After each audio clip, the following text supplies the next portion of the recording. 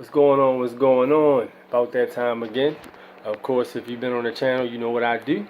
A6. I like to give my opinion on certain things, if you would. So the first thing I wanted to, first off, before we begin, of course, if you can hit that subscribe button and like, it'd be greatly appreciated.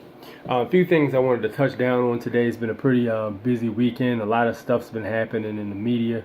I probably can't even cover everything right now. I'm just gonna hit down on two things. I got a chance to see the movie Us. Thought it was a very well put together film. The main focus of the film, I think, was messages and double meanings, symbolisms, those kind of things were very rampant in the film. This was less of a take it at face value horror movie type film, and I think it's more of a thinking man's film, if you would. So a lot of people didn't like it, but I mean, a lot of people did. This is the first movie I've seen which got like a pretty much mixed reaction in terms of what everybody thought collectively. So first thing I wanted to go ahead and do a breakdown on, of course, the clones themselves. In the movie, of course, you had, spoiler alert, if you haven't seen the movie yet, you definitely want to check back on this afterwards, because I'm going to be going a little bit in depth with some things. So the clones themselves were basically, if you actually looked at the way the clones looked, the first thing I noticed is how unkempt the clones were.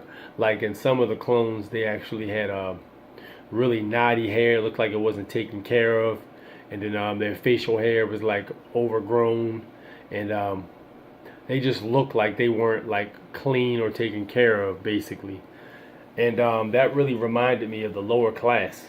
The clones, they basically were like the lower class. Even if you look at the, not even just the black ones, but the white ones too, they look like less kept versions of themselves. So that's the first thing I noticed, where the clones themselves were actually, they represented lower class, basically. And then the tunnels that run all through America, they were saying in the beginning of the footage, the Underground Railroad was one of them. Harriet Tubman basically used to transport the slaves out. You got ones underneath from Mexico to America, which I think that was a hit down on.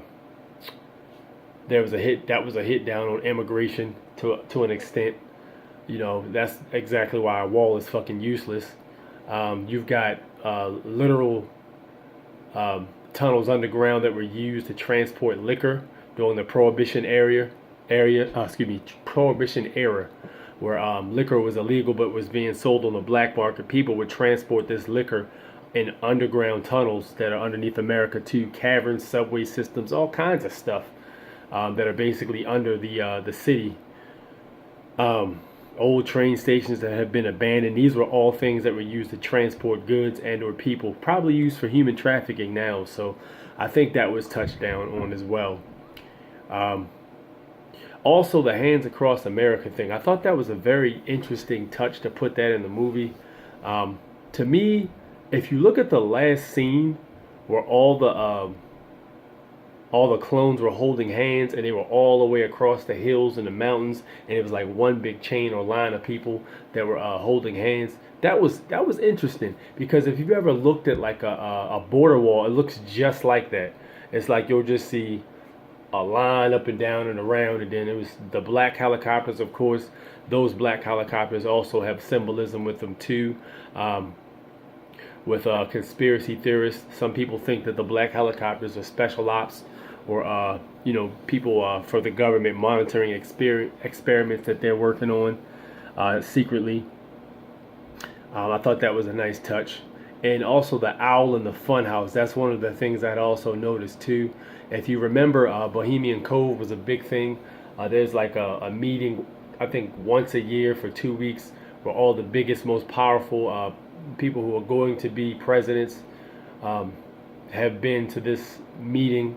And supposedly they have like very intricate plans for America discussed there, and a whole bunch of other very cryptic things that are basically like a secret society, if you would.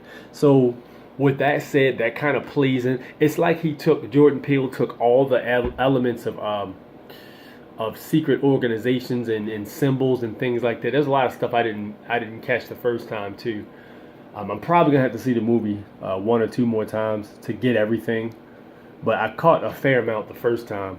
But yeah, the symbolisms and everything were very heavy, man. It was you got to go check it out. Man, when the wife told the husband, "You can't make decisions anymore," that really got me, because it was like, dude, you're the man of the house and the family, and you're supposed to protect the family, and you can't do that. Your family's in danger, and you can do nothing about it. So I kind of took that as like the feminism thing, where, like, the feminists take over, and the men aren't manly enough in order to protect the family, which can be a generational thing. Every day you got the men being pushed further and further out of the picture in terms of you know just the roles they should play. It's being more commonly told for men that or for women that women can do everything and they don't really need a man particularly, which is not true. There's roles for everyone in a household, I believe. So that's pretty much my take on the movie. It's a pretty good movie, good symbolism. Check it out. It's definitely a movie you need to see more than, I'd say, once or twice to get everything. So let me know what you guys thought about it in the comment section. Also, if you haven't heard Wendy Williams, man, this is my opinion on this. This is crazy because Wendy Williams has a husband named Kevin Hunt, if you don't know. He had a mistress, and apparently that's why she had relapsed on drugs, because she was dealing with this situation and she couldn't leave him because she would lose so much of her property and her money and stuff like that. Well, this dude had a mistress, and apparently she's pregnant with a baby girl. Man, that's heavy. That is heavy. That is heavy. Here's the thing, man. If you ever looked at Wendy Williams' show, she's always telling women, you should leave him. You should leave him. Don't stick around, be treated like that.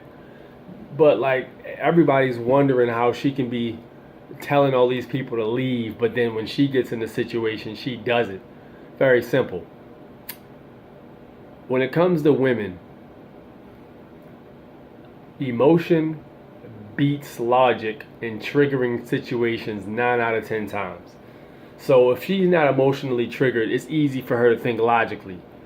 So if somebody tells her their problem, she's not emotionally invested. Therefore, she can offer good advice.